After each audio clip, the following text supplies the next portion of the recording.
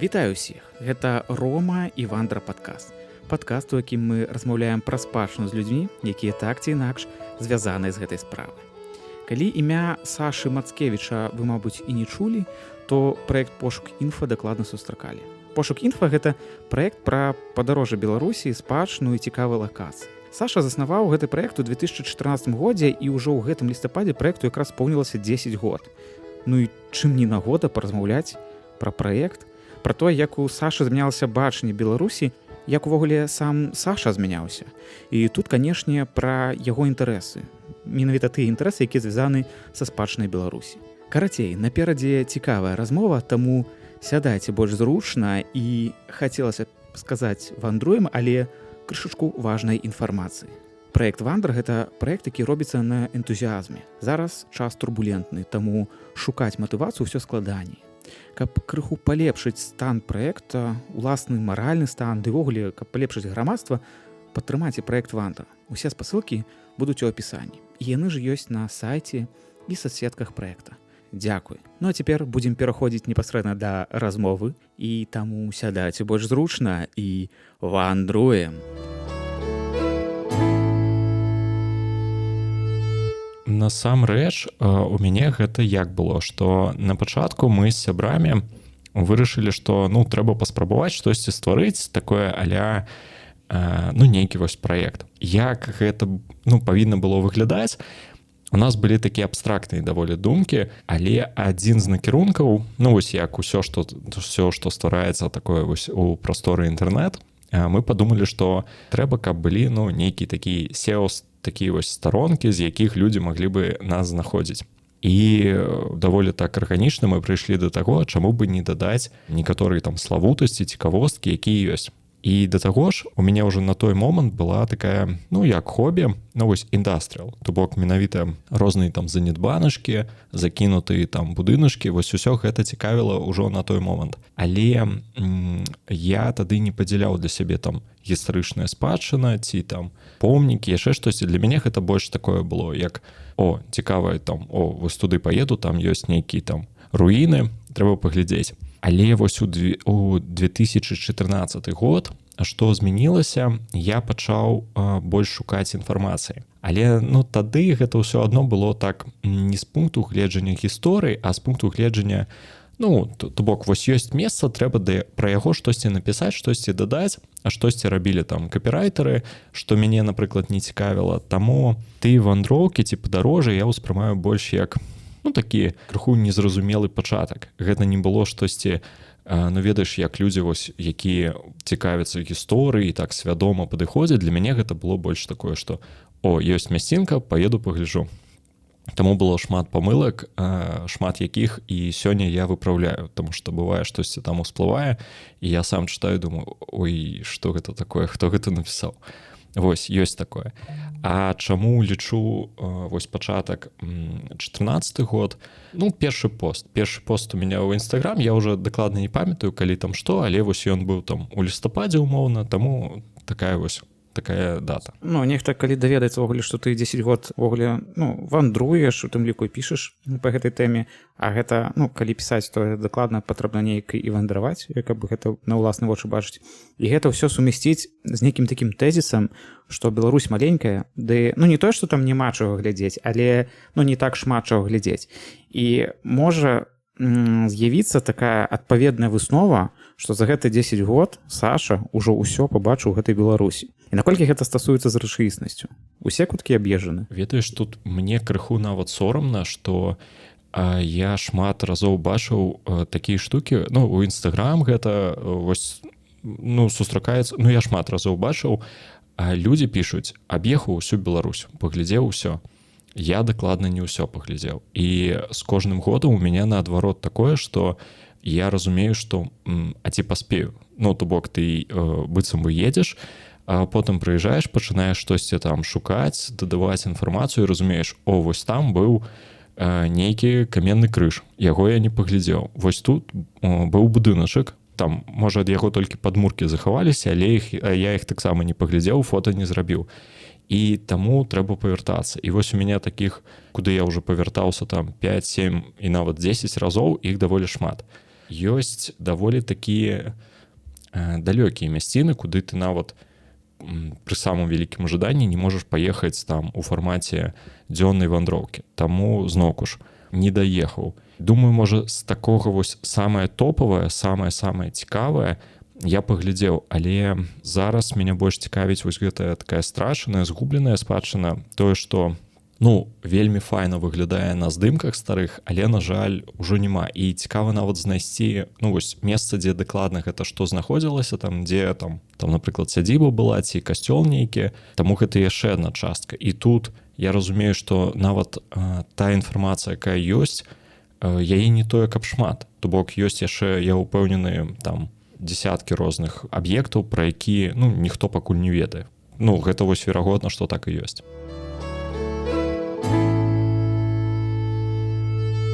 Давай вернемся на самы пачатак. Калі вось гэта быў 14 год і першы допіс, і ўвогуле пачалася вось гэта дзейнасць, у тым ліку, такая крыху даследчая. Для людзей, якія ўвогуле не цікавіліся гэтай тэмай і якія не разумеюць увогуле, што тады было. Якія крыніцы інфармацыі тады былі дасяжныя, каб увогуле разумець, куды можна паехаць, каб можна было пачытаць, а што там ёсць. І па сутнасці вось так, такія два пытанні. Самае цікавае, што час ідзе, але на той момант ужо існаваў глобус.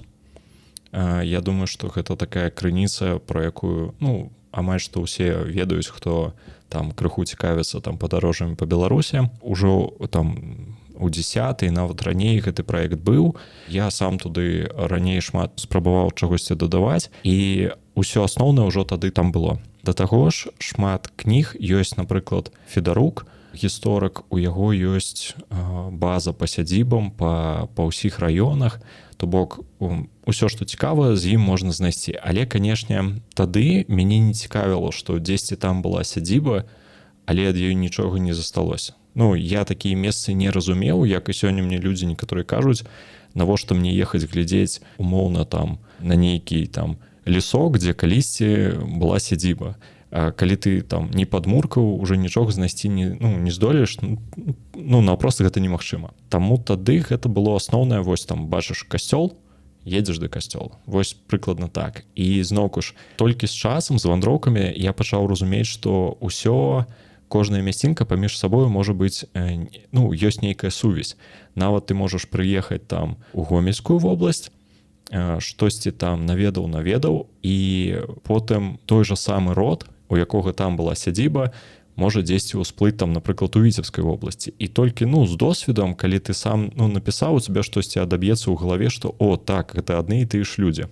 І так можна больш нават знайсці, цікавай і карыснай інфармацыі. Калі вось як вынік, канешне, глобус. То бок, вось як тады, так і сёння, я думаю, што гэта асноўная крыніца для тых, хто цікавіцца падарожжамі. А ты сказаў, што не ўсюль быў, але ў некаторых мясцінах быў там не аднойчы. То бок там 5 разоў і болей. А вось са сталеннем, з большым разуменнем мясцін, з большай вось гэтай базай ведаў па спадчыне. Як змяняўся погляд на тыя ж самыя мясціны, у які ты прыязджаеш там не першы раз? То бок, не ведаю, можам там на пэўным нейкім прыкладзе у нататніку пачынаў. Першы ваш эпізод быў пра Навагрудскі раён і казаў, што гэта вось там шмат чаго можна глядзець і можна там, напрыклад, згадаць тыя шчорсы. І вось не ведаю, колькі раз там быў у шчорсах. Разоў 5 дакладна быў. Вось на прыкладзе тых жа шчорсаў. Першы раз прыязджаеш, на нешта ты звяртаеш увагу, там вось другі, трэці, чвёрты, пяты. Вось як змяняецца вось гэты погляд на шчорсы? Вось насамрэч добры прыклад. Як я добра памятаю, як у мяне гэта было першы раз. Якраз я туды прыехаў, можа, там 15-й год, то бок даволі так уже вось колькі часу мінула. І першы раз, калі я туды прыехаў, там ёсць мураванка, вось такі гаспадарчы двор. І я туды прыехаў, бачыў яго, і умоўна, ведаеш, людзі часам ужываюць такое, там, гэта там замак, ці там нейкая крэпасць, яшчэ штосьці. Тое ж самае было ў мяне, што ты глядзіш, там, вось якая крэпасць цікавая. Потым ты едзеш у самі шорсы, глядзіш бібліятэку і так, гэта сядзіба. То бок, няма такога паразумення, што гэта там флігель, там, што сядзіба была вось тут. прыязджаеш напісаць інфармацыю і думаеш, як яе падаваць, што людзям будзе цікава паглядзець, і ты пішаш, што вось там, напрыклад, ад сядзібы захаваўся флігель. І ты гэта так робіш, быццам бы захавалась сядзіба, што ты прыедзеш паглядзець яе, і такая лёгкая недакладнасць. Калі я ўжо прыехаў там наступных там некалькі там раз я глядзеў і разумеў, што так вось тут была сядзіба, у меня ўжо былі там нават паштоўка была там з гэтымі выявамі, я хадзіў, шукаў, дзе там ракурсы, падмуркі, там было цікава там цэглу пашукаць, зусім усё па-іншаму. Тое ж самае браму ты спрабуеш нават выміраць, колькі там крокаў да яе было, ці які там краявіды, зусім іншыя падыходы. Ты шукаеш нейкія факты, як гэта магло. Вось я даведаўся, што у Шорсах здымалі там серыял, напрыклад. І для мяне гэта было такое вось адкрыццё. Я сеў нават праглядзець там колькі там 30 серый, нешта у мяне не адбілася назва гэтага серыяла, але там усе падзеі вось яны адбываюцца менавіта ў гэтай бібліятэцы, і я глядзеў там, думаю, можа там пакойчыкі, штосьці захавалось там, уже крыху па-іншаму ты глядзіш на вось гэтыя будынкі. Апошні раз, калі я прыехаў, мне падаецца уже вось ведаў пра Шорсы, вось можна так сказаць, нейкі такі грунт і базу, то бок я разумеў, што я тут уяўляю, дзе што знаходзілася. Таму што этап, калі вось такі сум, ведаеш, шмат хто моцна сумуе, вось яны прыязджаюць, глядзяць, вось гэта згублена, гэта страчана, вось Беларусь, як тут усё сумна.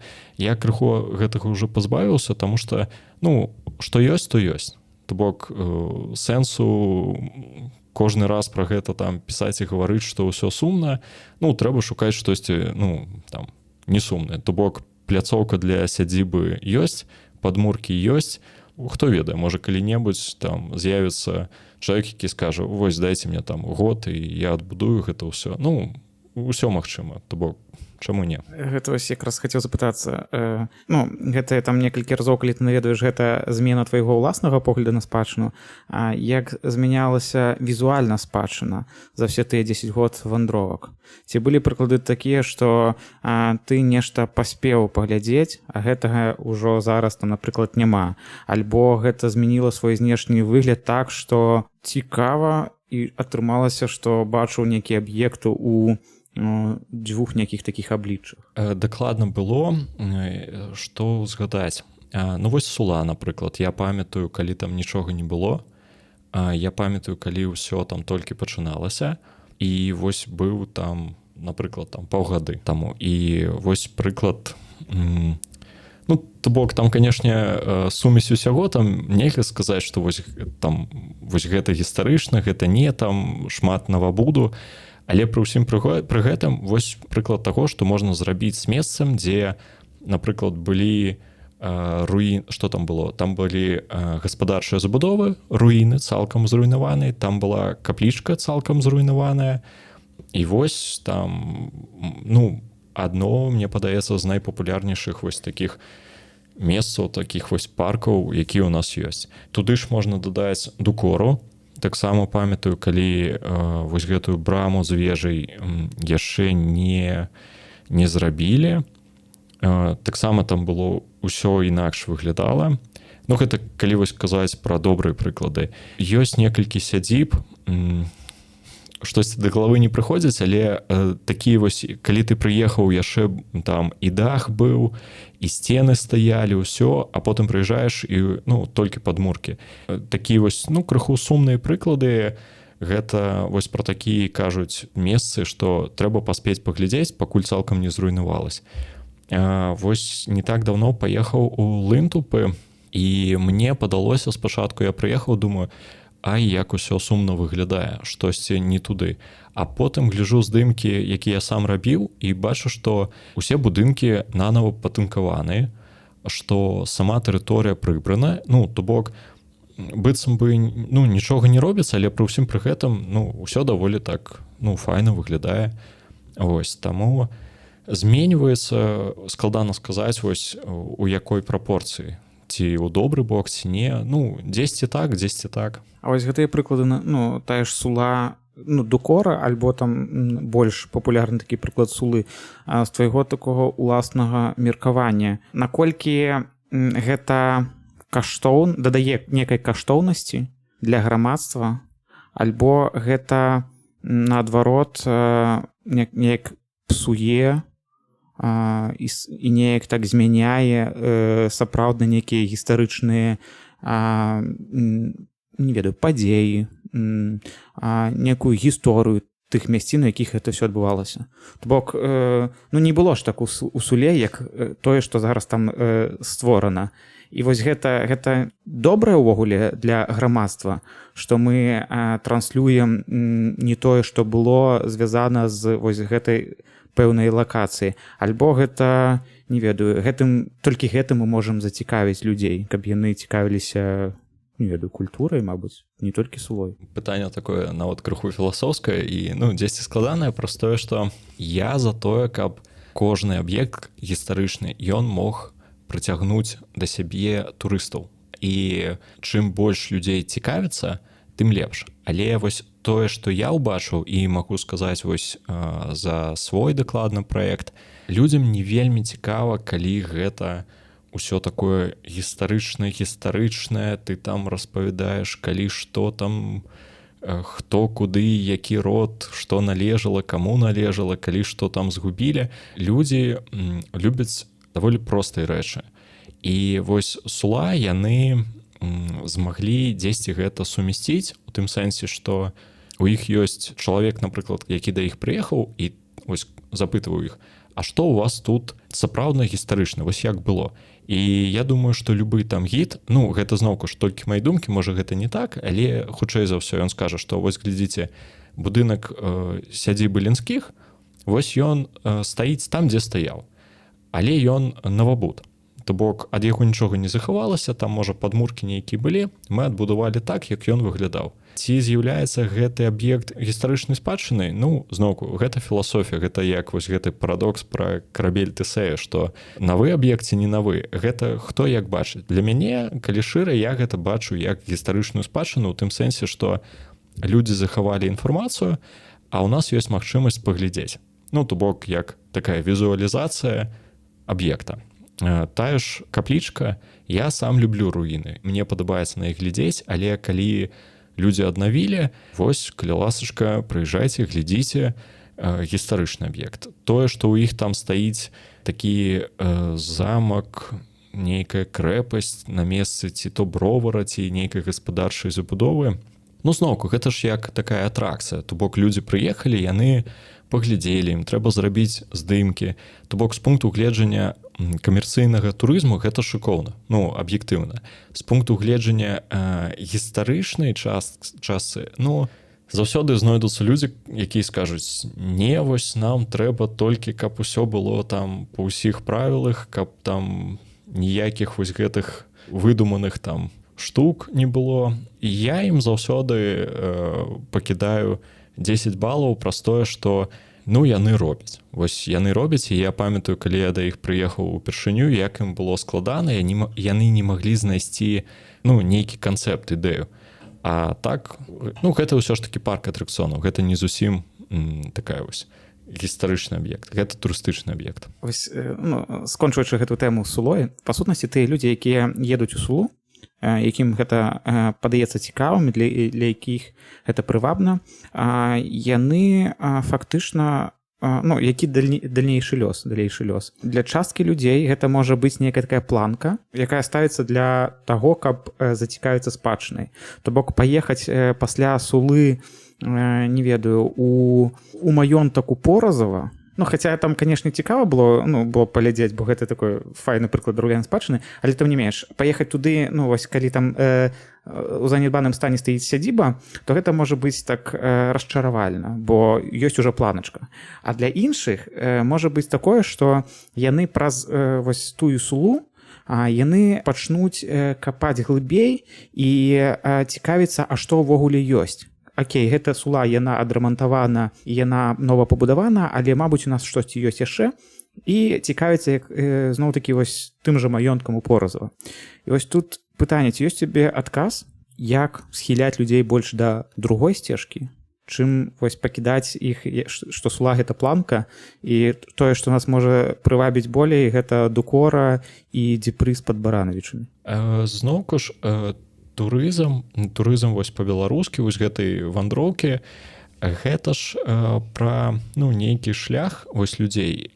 Тут складана штосьці вось казаць праз тое, што я кожны дзень у Інстаграм бачу ўсё новых і новых людзей, якія робяць блогі, і часам гэта, напрыклад, людзі, пра якіх бы я ніколі не падумаў, што яны паедуць там па руінах, па нейкіх развалінах, там яшчэ штосьці, а потым бах, ты глядзіш, там мама 3 там дзіцятак едзе да касцёла у вёсцы селішча, расказвае цікавыя факты пра яго, і ты так: вау, то бок гэта тыя людзі, якія раней бы расказвалі, дзе можна з'есці там, напрыклад, там паснедаць і там што паглядзець там, я не ведаю, у гандлёвым цэнтры. Сёння яны расказваюць і прывабліваюць аўдыторыі, свае аўдыторыі.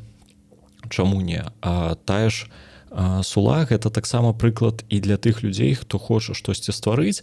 Раней яны глядзелі і думалі, што трэба абавязкова стварыць фармат, які, што ў цябе сядзіба там з лазняй, шашлыком і гарэлкай. А сёння разумееш, што вось беларускія забаўкі, гісторыя, і людзям падабаецца, самым розным людзям. То бок у іх аўдыторыя складана, я не ведаю, вось ёсць у іх аналіз сваёй аўдыторыі ці няма, але там жа безліч самых розных людзей туды едзе. І калі паглядзець водгукі, то іх даволі такія добрыя водгукі. Таму гэта прыклад. Вось. А ці прывабіць чалавека, вось, напрыклад, калі ён упершыню паехаў у Сулу, потым кудысьці ехаць, тут складана, тут, канешне, складана. Мне падаецца, што калі чалавек уже пра Сулу ведае, ён хутчэй за ўсё з'ездзіў там, напрыклад, Мірне, Свіш, там, Навагрудак, штосьці такое, нейкую базу ўжо паглядзеў. Так, а па сутнасці, у гэтай базе ён не сустракае нармалёвай інфраструктуры, а ў Суле ён сустракае, і ўсё гэта усталёўваецца некая планачка.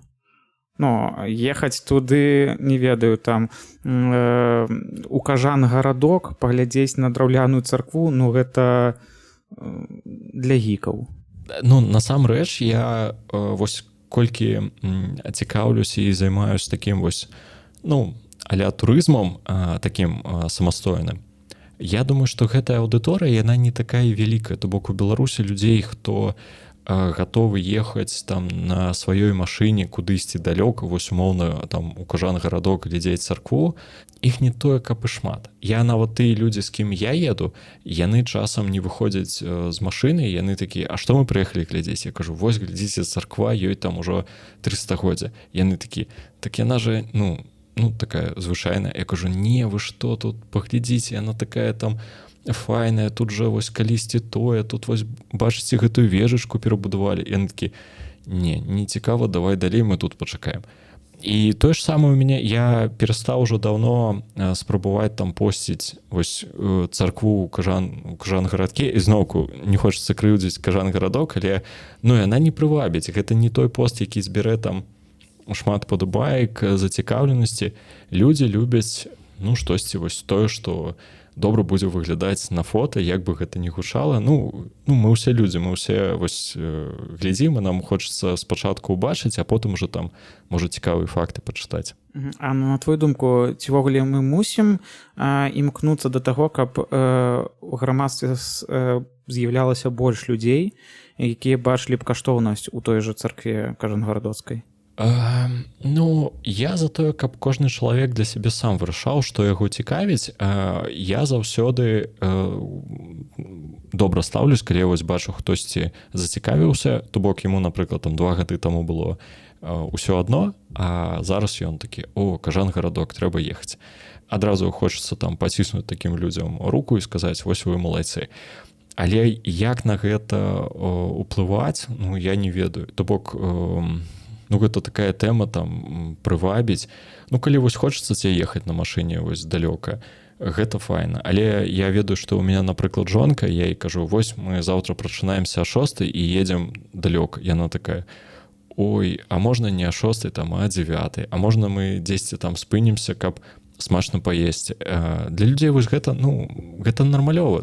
Для большасці нармалёва, каб ты там мог там добра паесці, адпачнуць не толькі каб царква ў Кажангарадке. Вось такое ёсць. Саша, мы ўжо ўзгадвалі страчную спадчыну, дакладней, ты ўзгадваў страчную спадчыну. І калі аналізаваць тую дзейнасць, якая зараз ёсць у пошука, то па большасці яна складаецца з, напрыклад, параўнання здымка старога, а гэта, па большасці гэта паштоўка. І вось той жа здымак, той жа ракурс сучаснасці. Наколькі я ведаю, у цябе ёсць вось хобі, збор калекцыянавання паштовак. І тут пытанне як з яйкам і кураю. Што першае ўзнікла? Параўноўваць здымкі альбо збіраць паштоўкі, а пасля іх параўноўваць? Спачатку параўноўваць праз тое, што з паштоўкамі, па-першае, кошты. Гэта заўсёды так крыху мяне напружвала, таму што вось старыя паштоўкі, пра старыя маю на ўвазе гэта першая палова 20-х стагоддзя. Звычайна гэта Першая сусветная вайна. Вось гэты час. Паштоўкі, асабліва калі гэта цікавыя паштоўкі з выявамі вось там нейкіх гістарычных аб'ектаў, у іх такі непрыемны кошт для вось тых, хто спрабуе збіраць. Але я і раней заўсёды там спрабаваў на сайт дадаваць, потым можа там не ведаю там 5 гадоў таму я пачаў шукаць, было цікава знайсці тыя здымкі, якія ці то не публікаваліся, ці то такія не самыя папулярныя. І часам штосьці атрымліваецца знайсці, гэта не абавязкова паштоўкі, гэта часам старыя альбомы, якія людзі, там у кагосьці захаваліся там за савецкім часам, там у кагосьці, можа і раней нават, таму не толькі паштоўкі. З паштоўкамі лягчэй, што ёсць аўкцыёны умоўна, ты можаш паглядзець, як яно выглядае там, нейкі давер да іх. Вось, таму так я думаю, што прыйшоў. І павяртаюсь да пытання, так, спачатку параўнання, потым паштоўкі. Ты кажаш, што пытанне паштовак гэта заўсёды, можа не заўсёды, але часта гэта пытанне коштаў. А для людзей, якія ўвогуле не ў тэме, колькі каштуе паштоўка, мабыць, нейкім такім дыяпазонам? Якія ёсць моманты? Па-першае, дзе глядзець. Ёсць еўрапейскія аўкцыёны, ёсць такія агульныя па странах СНД, і ёсць, напрыклад, там беларускі, плюс ты умоўна можаш пайсці на поле цудаў і, можа, там сустрэнеш нейкага дзеда, які будзе прадаваць.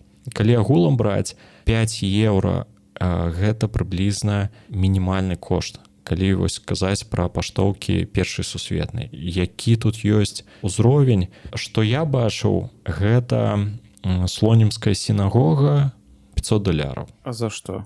Гэта нейкі рэдкі здымак, альбо гэта бздура прадаўца? Па-першае, ўсё, што датычыцца, наколькі гэтыя паштоўкі рэдкія, мне складана сказаць праз тое, што ёсць шмат людзей, хто збірае, але яны не паказваюць, што ў іх ёсць. Нават у Беларусі ёсць ты, у каго, я думаю, 1000 паштовак, можа, з выявамі там гарадоў і аб'ектаў, якія там, безумоўна, каштоўныя былі б цікавыя. І у такіх людзей, можа, яны гэтыя паштоўкі там нават ёсць у калекцыі, і для іх гэта штосьці нармалёвае. А тыя, хто прадаюць, яны разумеюць, што ўсё, што датычыцца там еўрэйскай, габрэйскай спадчыны, там заўсёды высокі кошт. Усё, што датычыцца Мінску, тут заўсёды высокі кошт. Напрыклад, той жа Брэст-Літоўск, вось там парадаксальна паштоўкі, вось іх шмат, там 5 еўра, вось такія кошты. Там будуць такія руйнаваныя дамкі, складана высветліць, што за вуліца, яшчэ штосьці, то бок старыя паштоўкі. У мяне такіх шмат, збіраю іх, таму што, я, вось як мне людзі кажуць, тут вось я бывае часам магу прыйсці на барахолку, паглядзець, што там прадаюць, і усе гэтыя дзяды, якія збіраюць паштоўкі, яны адразу такія, які горад вы збіраеце, ці якую мясціну? Я кажу, я ўсё збіраю. Для іх гэта, то бок, што ты, нейкая пачвара, з табой нават размаўляць нельга, таму што калі ў цябе няма там умоўна, што ты збіраеш адзін горад, усё, то бок, сыходзь і кропка. Вось у іх такі падыход. Тое ж самае датычыцца выдавецтваў. Мне, калі шчыра, без розніцы. Мне цікава, вось, каб гістарычныя аб'екты былі. А калі вось казаць там пра вось гэтыя, напрыклад, зборы па гарадах, якія гарады у большым топе, якія гарады больш збіраюць, напрыклад, альбо якія гарады цяжэй збіраць? Ёсць такое вось нейкі рэйтынг? Я думаю, што ўсё ж такі я ведаю Барановічы шмат хто збірае. Ну не тое, как гэта там не сотні людзей, гэта там можа 10 чалавек, напрыклад, у Беларусі збірае, але там людзі у іх там бойкі за паштоўкі, там падыход такі сур'ёзны.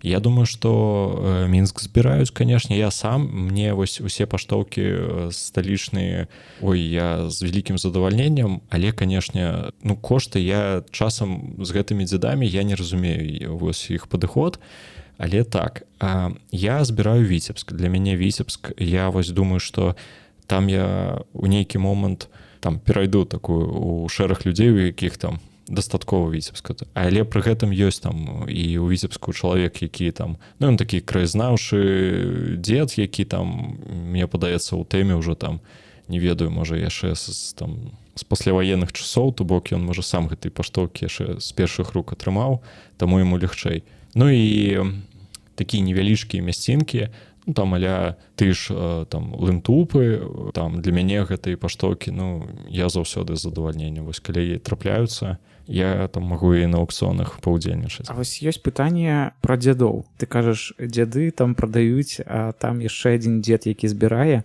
А ёсць разуменне ўвогуле, адкуль у дзядоў гэтыя паштоўкі? Зноўку ж, гэта так агулам, да? Чаму дзеды, зноўку ж, гэта не з мэтай там неяк пакрыўдзіць, гэта аўдыторыя такая. Калі прыйсці, вось усе людзі, хто цікавіцца, гэта там 50+. Там не будзе там дзяўчын, жанчын, калі яны там будуць, гэта яны будуць там прыцягваць увагу да сябе, таму што гэта рэдка. Нават я калі вось прыйшоў упершыню, я себя адчуваў так крыху неёмка, праз тое, што яны дзеды не разумелі, што я тут раблю, і я нават у нейкі момант уже не разумеў. Вось там шмат савецкіх людзей, для іх крыху па-іншаму яны ўспрымаюць, для іх цікава там якое выдавецтва. Ім нават не цікава, што на гэтай там будзе паштоўцы, ім цікава, якія штампы на ёй ёсць, з якога горада ў які горад яе дасылалі. Яны крыху на іншых глядзяць. І там той запад, які быў у мяне, напрыклад, я казаў, вось мне цікава там гістарычныя аб'екты. Яны мне маглі аддаць добрую паштоўку, але на якой уже не бачна там тэкст, там штампель не бачан, але там выява горада, напрыклад, добра захавалася. А для мяне такія моманты не прынцыпова. Тое ж самае калекцыянеры збіраюць, каб паштоўка была такая ў добрай якасці. То бок, чым менш да яе там дакраналіся, тым лепш. Мне ж, наадварот, падабаецца, каб паштоўка была такая, што па ёй бачна, што ёй там 100 гадоў, што кудысьці ёй там даслалі, лепш за ўсё кудысьці ў Еўропу, там потым хтосьці там з дзяцей, напрыклад, знайшоў там бацькоўскі скарб, вырашыў яго аднесці на барахолку, там яе скупілі на аукцыён, каб шмат рук, чым больш яна прыйшла, тым неяк яна каштоўней выглядае. Мне лягчэй іх купляць праз тое, што кошты ніжэй на такія паштоўкі. А ты ўвогуле не цікавішся тым, што напісана на паштоўках? Цікаўлюсь, і я спрабаваў нямецкія паштоўкі даваць вось людзям, якія добра валодаюць нямецкай мовай, яны паказвалі сучасным немцам, нічога яны не разумеюць. Адзінае, што ёсць у мяне знаёмая, у якой ёсць магчымасць там сустрэцца з жанчынай, якая з такіх пасляваенных часоў, то бок у яе крыху іншая нямецкая мова, і яна добра магла разумець, але чалавек стары, і ей не хочацца сядзець гэтай там усё разбіраць, што там словы якія. Вось. А так, канешне, я вельмі хацеў як перакласці, можа зрабіць нейкае відэо, што пісалі на старых паштоўках. На жаль, пакуль не. То бок і не было ніякага ні кантакту, ні знаходак, каб прапісаць такі вось цалкам лёс паштоўкі.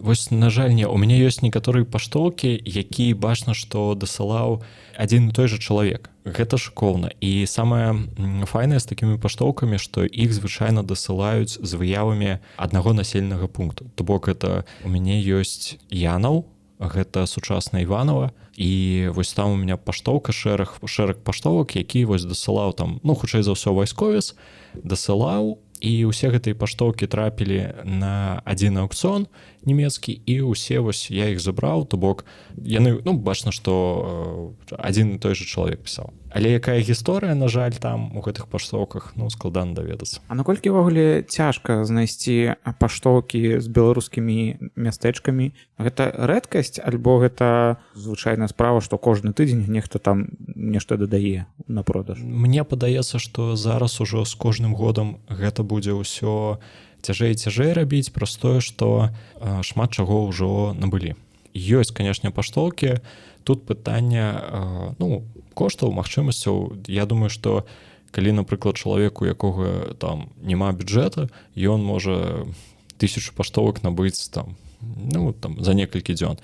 Мне складана праз тое, што еўрапейскія аўкцыёны ў нас не працуюць, не дасылаюць у Беларусь, можна набыць толькі, ну, нейкім такім шляхам. Вось, напрыклад, у Берліне ёсць архіў, і у іх нават няма як такога падраздзелу, як Беларусь. Ну, у іх толькі нямецкія паштоўкі, у іх это там умоўны там Русланд, але пры ўсім пры гэтым яны ў Беларусь дасылаюць паштоўкі, яны прыходзяць за тыдзень. То бок, вось шыкоўна, я ў іх усё, што было, я ў іх забраў. І, ну, вось чакаю, што ў іх можа з'явіцца яшчэ, таму што, ну, у іх такі прафесійны падыход. Можа і добра, што яны там не вылучаюць Беларусь там нейкім шэрагам, таму што шмат людзей хто збірае і уважліва там сочыць за тым, дзе з'явіліся паштоўкі. На рускіх аўкцыёнах самыя файныя паштоўкі, але там, канешне, складаныя дзеды, праз тое, што кошты ў іх неадэкватныя для іх, што там Брэст-Літоўск, дзе нейкі зруйнаваны дамок, які, ну, насамрэч 5 еўра гэта, ну, гэта той максімум, а яны могуць прадаваць такую паштоўку там за 50. І гэтыя же людзі будуць прадаваць там умоўныя тыя шорсы, там вельмі каштоўныя паштоўкі, унікальныя, там за 45. І я нават ім прапановваў, кажу, давайте я вам там 5 паштовак такіх дашлю, вы мне ось адну гэтую. Не, яны прынцыповыя, і ў іх, як мне казалі, такія паштоўкі там могуць гадамі на аўкцыёнах быць, і яны ніколі не робяць зніжак. Ось, таму чым мястэчка менш, тым складаней. Ага. Саш, ты казаў наконт таго, што у Берліне, ну, прыклад прывёў з Берлінам, і што там падпісаны, напрыклад, паштоўкі як Русланд. І вось я ўзгадваю прыклад Кастуся Шыталя. Ён неяк на Фейсбуку, не ведаю, некалькі месяцаў таму, ну, там не адзін раз дадаваў здымак з паштоўкай з пытаннем вызначыць, мабыць, хтосьці пазнае, а што гэта за мясціна. Вот у меня пытанне про твой досвед. У тебя былі такія выпадкі, што праз твой вось гэты там 10гадовы вандроўчы досвед атрымалася вызначыць, што гэта за мясціна, хаця яна была падпісана на паштоўцы як Русланд, і там відавочнага нічога не было, што гэта там беларускія мясціны. Ёсць у мяне 3 такіх паштоўкі, вось якраз я іх таксама забраў, і спатрэбіліся і старыя мапы, каб знайсці, дзе гэта дакладна, і планую зрабіць там здымкі, таму што, ну, гэта такія вёсачкі, ніколі там не быў, але абавязкова зраблю пра іх, таму што там 2 мясцінкі з там, ну, такія царквушкі просценькія даволі, але, ну, цікава, што вось такая паштоўка прыйшла. І адно месца гэта, ну, як такая там а-ля жандармерыя невялічкая, такі пост ахоўны. Я, канешне, думаю, там ужо нічога знайсці, ну, немагчыма, вось, таму што, ну, там такі драўляны будыначак,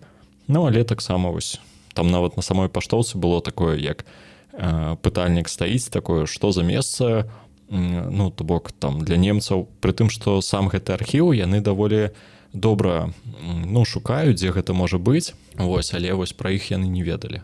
Ну, я думаю, такіх паштовак шмат, насамрэч. Ну, здымкі зроблены ў Беларусі, але і там умоўныя немцы пра іх не ведаюць, і складана іх знайсці на аўкцыёнах. А што гэта за 3 мясціны, калі не сакрэт? Адно гэта Черні, і Корані ці Карані. Карані, нешта знаёмае. Чэрні, так, гэта Брэсцкі раён. Карані. Ну так, Смаргонскі раён. Ну, ёсць Смаргонскі раён, ёсць Светлагорскі, ну, меркавана Смаргонскі. Смаргонскі. Цікавенька. А як ты пазнаў гэта, што гэта яны? Ну, насамрэч, тут не тое, што я там мясціну пазнаў, я, бывае, пачынаю адразу, ну, гугліць, глядзець, ці, ну, можа, дзесьці побач, таму што, ну, ўсё, што датычыцца першай сусветнай, у нас шмат паштовак было зроблена, ну, шмат здымкаў было зроблена нямецкімі там фотографамі, таму безліч мясцін, безліч. І вось калі казаць вось там Смаргонскі раён, ён такі, ну, не самы даследаваны, ну, зноўку, можа, я не ведаю, можа, хтосьці там добра даследаваў, але паштоўкі ёсць, цікавыя, на жаль, рэдка трапляюцца. А вось калі браць там усю твою калекцыю, ёсць тыя паштоўкі, якія ты лічыш, не ведаю, найбольш каштоўнымі, рэдкімі? Вось сёння я забраў з пошты паштоўку, якраз такі, вось мы сёння шмат узгадваем, лынтупы. Чакаў гэтую паштоўку даўно з аўкцыёна. Ездзіў я ў лынтупы, мне падаецца, ну, дзесьці ў верасні, напрыклад, так, і думаў, што паспею атрымаць, каб, ну, здымак быў больш актуальны. Там была брама, ну, то бок там есть сядзіба, і каля гэтай сядзібы была брама з такім краявідам, дзе ў дальшыне бачны касцёл. І вось такая паштоўка, ну, мне яна вельмі спадабалася, вось прыйшла. Для мяне яна каштоўная. Яна не, ну, там, можа, і кошт быў, напрыклад, там, $15. То бок гэта, ну, гэта грошы, такі за паштоўкі не шмат хто зразумее, там, што ты вырашыў там $15 аддаць за паштоўку, але, ну, я разумею, што яна такая файная, ну, цікавая. І яна не унікальная, там на той жа Вікіпедыі яна ёсць, вось, але, ну, мне хацелася вось у калекцыю, таму, ну, я так з задавальненнем. З шорсаў ёсць некалькі паштовак. Ну, зноўку ж, каштоўнасць гэта умоўная. Чалавек, які мне іх прадаваў, аддаў там за 20 беларускіх рублёў, вось, на аўкцыёнах там і 30 евро, і 50 евро. Вось, ну, тут зноўку, хто гатовы плаціць, я не ведаю, шмат купляюць ці не шмат. Ну, вось, кажаце, там $15 за паштоўку, і гэта, ну, не кожны зразумее.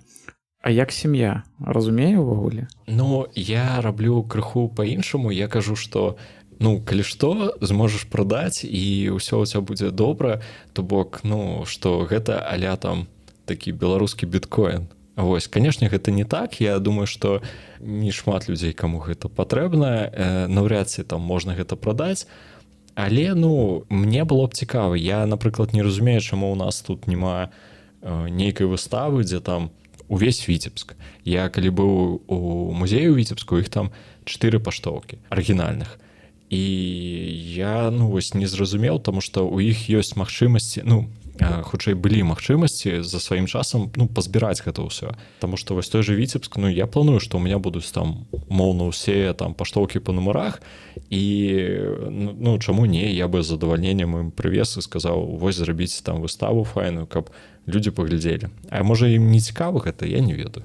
Таму што, ну, я люблю паштоўкі, мне падабаецца глядзець. Клёвы момант закранулі наконт музею, бо калі размаўляў з Кастусём Шыталем пра глыбока і пра яго таксама дзейнасць, звязаная з паштоўкамі, ён казаў, што ён час ад часу перадаваў, як мінімум перадаваў раней, напрыклад, у краязнаўчы музей глыбокі. А, напрыклад, там прыводзіў прыклад з докшыцамі, што там ёсць пытанні пра наяўнасць музея, таму, напрыклад, ён іх там няма каму перадаць. Была размова таксама яшчэ з Владзімірам Садоўскім, па-маладзечна. Ён таксама прыводзіў прыклад, што ён там перадаваў, не памятаю, мабыць, гэта не пра паштоўкі, пра фотаздымкі, але музею. І вось хацеў вас запытацца, наколькі ўвогуле вы такую практыку падзяляеце? І наколькі гэта практыка, яна здаровая, наколькі яна ўвогуле можа матываваць музеі, каб зараджаўся нейкі інтарэс да паштовак, альбо гэта нейкае такое больш спажывецкае, атрымоўваецца спажывецкі паводзін музеяў? Ну, мне складана сказаць, вось гэтыя людзі, якіх ты прылічыў, гэта ж такі, ну, даволі вядомыя у, ну, вузкім коле калекцыянеры, і яны якраз такі ўсё, што збіраюць, яны дадаюць і ў інтэрнэт-прастору, каб людзі маглі карыстацца. Я таксама лічу, што гэта цалкам нармалёва, што не трэба гэта неяк там хаваць, захоўваць, што нікому нельга там выкарыстоўваць, не глядзіце толькі там за грошы, яшчэ штосьці. Не, тое ж самае датычыцца музеяў, калі ёсць экспанаты. Ну, зноўку, тут па ўспрыманню. Я не ведаю, наколькі для музея там паштоўка гэта экспанат. Я вось бачу, што каб у нейкі момант вось так пазбіралась бы калекцыя, зрабіць выставу, дзе чалавек умоўна можа падысці і паглядзець вось гэтую старую паштоўку, побач будзе актуальны, напрыклад, здымак, будзе нейкая інфармацыя, можа нейкая такая медыаактыўнасць, каб там нейкі такі там невялічкі там відосік, дзе там штосьці аднаўляецца, з цікавымі праходамі. Чаму не, можа, людзям было б цікава. Там нейкая аўдыторыя дакладна. Так, а вось пытанне з прыкладам таго ж віцебскага музея. Кажаце, там у іх, не ведаю, умоўных ці не 4 паштоўкі. Вы разумееце ўвогуле, чаму так адбываецца? Бо гэта ж, фактычна, гэта ж адлюстраванне, графічнае адлюстраванне пэўнай часткі гісторыі горада. Канешне, але тут ёсць некалькі момантаў. Па-першае, я ўпэўнены, што там у нейкім віцебскім архіве могуць быць такія здымкі і фота, там якіх ніхто не бачыў, і яны будуць звышкаштоўныя. Наўпрост, можа, не было такога, што там музейны супрацоўнік прыйшоў, сказаў: «О, давайте мы вось усё пазбіраем і зробім там залю, дзе ў нас усё гэта будзе». Па-другое, у іх ёсць раздрукаваныя здымкі, то бок узяў там з Вікіпедыі, раздрукаваў, і вось чалавек прыйшоў, паглядзеў. І большасці гэтага цалкам дастаткова. Для іх, што умоўна гэта будзе паштоўка арыгінальная, што гэта будзе там нейкі перадрук, прыблізна адно і тое ж. То бок тут хутчэй успрыманне, хто як успрымае. Мне заўсёды прыемна, калі у музеях ёсць такія вось сапраўдныя артэфакты. А наколькі людзі, я не вельмі часта сутыкаюсь з людзьмі, каб яны давалі там водгук: я схадзіў у музей і мне нічога не спадабалася праз тое, што там няма экспанатаў, такіх арыгінальных. Вось здымкі гэта як людзі, якія прадаюць здымкі там другой сусветнай. Яны прадаюць там, хтосьці прадае перадрук, і шмат хто з задавальненнем купляе. А арыгінальны здымак, другой сусветны, мне, напрыклад, не цікава, я бы за яго там, грошы не плаціў. Умоўна глядзець там на людзей тых часоў, яшчэ штосьці, то бок там не шмат архітэктуры, тут хто што збірае. То бок это такое справа густу ўжо. 10 год, як мінімум, будзем казаць, 10 год вось вандровак. А што ты для сябе ўвогуле зразумеў пра Беларусь? Не пра спадчыну, а ўвогуле пра краіну. Даволі складанае такое філасофскае пытанне праз тое, што тут трэба, можа там яшчэ крыху павандрую і больш зразумець. Таму што у мяне бывае такое, што мне часам падаецца, што беларусам не вельмі цікава, што ў іх ёсць. Але потым, напрыклад, час крыху змяніўся, і людзі пачалі больш вандраваць па Беларусі, і мне падалося, што наадварот, што, людзі так цікавяцца, што вось там і тут яны пабывалі, і там яны пабывалі, і так хутка. Я вось пазнаёміўся з хлопцам, які за 2 гады ён аб'ехаў там усе гарады, кажа, што ўсё, давайце яшчэ што далей рабіць. Чаму так, ўсё павольна, трэба там то бок чалавек лічыць, што ўсё, ён дазнаўся. Я, можа, такі вось чалавек, мне складаны. Я, колькі бы не ездзіў, не магу зразумець, адказ на гэта простае пытанне, таму што не хочацца параўноўваць. У Беларусі дакладна свой шлях і да гістарычнай спадчыны, і да турызма. Зноўку, турызм у нас, мне ён дзесьці падабаецца, што ён у нас, такі андэграўндны. Ты можаш куды заўгодна прыехаць, і ты там адзіны турыст. І ты можаш там падысці да кагосьці запытаць, і з табою шчыра паразмаўляюць, што да як. А калі наадварот кагосьці сустрэнеш, у мяне такога не было, каб я кудысьці прыехаў, убачыў людзей, хто там, напрыклад, здымае руінкі, і мы з імі размаўляем, і яны такі: ой, не падыходзьце. Там вось не, наадварот, усе такі: о, там, і вы вандруеце, і я вандрую, вось мы амаль ужо сябры. Гэта таксама, даволі файны факт. Таму што я не думаю, што ёсць такая краіна, дзе вось на тэме гістарычнай спадчыны людзі могуць вось там злёгку пазнаёміцца, там такі пазітыўны момант. Ага, зразумеў. А вось за гэтыя 10 год вандровак ці адкрылася неяк Беларусь наадварот, з негатыўнага боку? ці з'явіліся нейкія ці ўбачыў ты праз гэта нейкія хібы, якія мабыць хацелася б выправіць, ну альбо якія немагчыма выправіць, але яны існуюць? Канешне, заўсёды можна прыехаць на умоўна там, я памятаю, Савічы, там Крыптава і Ніловічаў, ты прыехаў, думаеш, што так, гэта руіны, не трэба там шмат чаго чакаць, а потым глядзіш, а там смецце, ну там па калена, то бок мясцовыя падыходзяць так з вядзёркам і ўсё туды. І размаўляю з людзьмі, ты разумееш, што ў іх не праз тое, што яны дрэнныя, не праз тое, што яны не разумеюць. Для іх гэта ўжо натуральна. Ну то бок яны так рабілі умоўна там бацькі. І яны ў дзяцінстве вось бачылі, што ну гэта нейкае там, яны гэта не ўспрымаюць як крыпту, яны гэта ўспрымаюць як там умоўная яма. І таму яны гэта так робяць. Тое ж самае датычыцца цэглы. Там ёсць руйнаваны будыначак. Можна ўзяць там сябе там крыху цэглы, напрыклад. Тое, што яна каштоўная, для іх гэта, ну для іх гэта руіны. Усё, яны гэта так бачаць. І вінаваціць людзей, а сэнс? Ну, то бок, яны ад гэтага ніяк не зменяцца. Размаўляць з імі я вось спрабаваў, і людзі заўсёды шчыра так, не разумеюць, што я ад іх там чакаю, што яны там.